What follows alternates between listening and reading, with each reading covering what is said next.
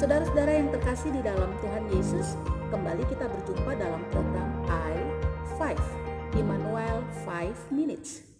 Terimalah salam dari kami. Damai di hati, tekun bersekutu, tangguh melayani. Pembacaan Alkitab kita saat ini dari kitab Daniel, pasalnya yang ke-6, ayatnya yang pertama sampai ke-19. Adapun tema kita adalah hati-hati dengan jebakan kebencian. Akar dari kebencian, saudaraku, adalah rasa iri. Ketika saudara dan saya memiliki rasa iri terhadap sesama, dan jika itu dibiarkan terus-menerus, maka saudara dan saya akan membenci sesama kita. Dan ketika kita membenci sesama kita, maka apapun yang dikerjakan dan dilakukan oleh sesama kita itu selalu salah di mata kita. Dan ketika rasa benci itu semakin membesar, semakin membara, maka saudara dan saya akan melakukan cara untuk menghancurkan orang tersebut.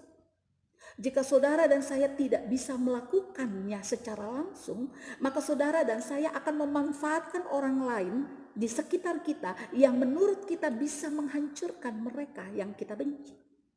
Apalagi ketika orang yang kita manfaatkan ini atau orang yang akan kita pakai membalas kebencian kita kepada mereka yang kita benci memiliki kekuasaan. Kita akan berharap penuh pada orang ini. Dan kita percaya orang ini bisa melampiaskan rasa benci kita kepada mereka.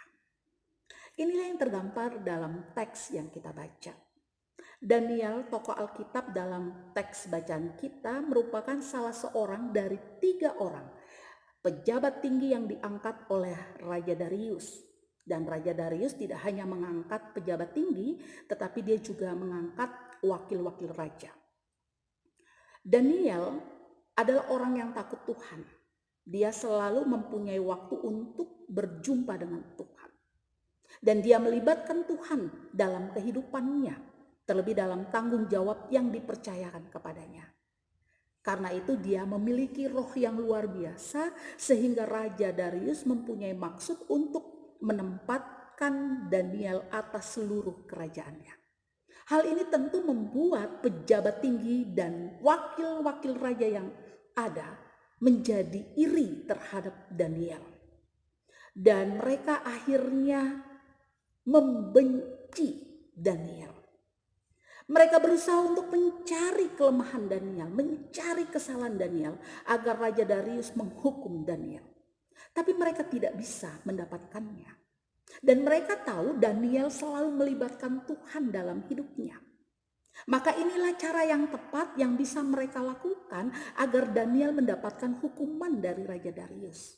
Maka mereka datang kepada Raja Darius, meminta Raja Darius mengeluarkan sebuah perintah bahwa seluruh orang yang ada di kerajaannya agar bisa meminta sesuatu kepadanya, bukan kepada dewa-dewi yang lain. Jika ada yang meminta kepada dewa-dewi yang lain, mereka harus dijatuhkan hukumannya, itu masuk di dalam gua singa. Dan akhirnya Daniel harus dibuang di gua singa. Dan semuanya itu terjadi tanpa diketahui oleh Raja Darius, sekalipun keputusan itu merupakan keputusan Raja Darius.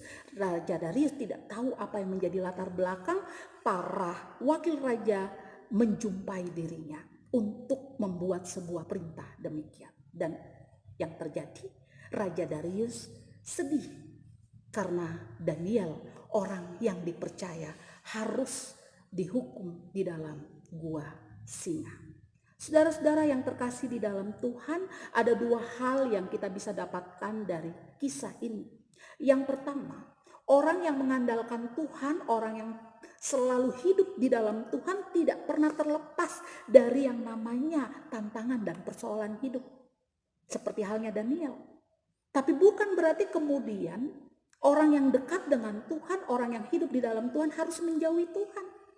Dari kisah Daniel kita tahu bahwa akhirnya Daniel diselamatkan oleh Tuhan. Hal yang kedua dari kisah ini diperlihatkan kepada saudara dan saya. Orang yang memiliki kuasa akan mudah dimanfaatkan oleh sesamanya jika orang ini tidak hidup di dalam Tuhan. Karena mereka akhirnya tidak mendapatkan hikmat.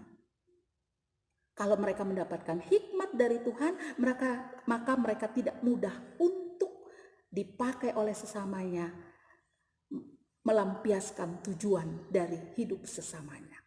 Karena itu saudaraku, mari kita mau selalu dekat dengan Tuhan agar kita tidak dimanfaatkan oleh sesama kita hanya untuk melampiaskan keinginannya yang jahat.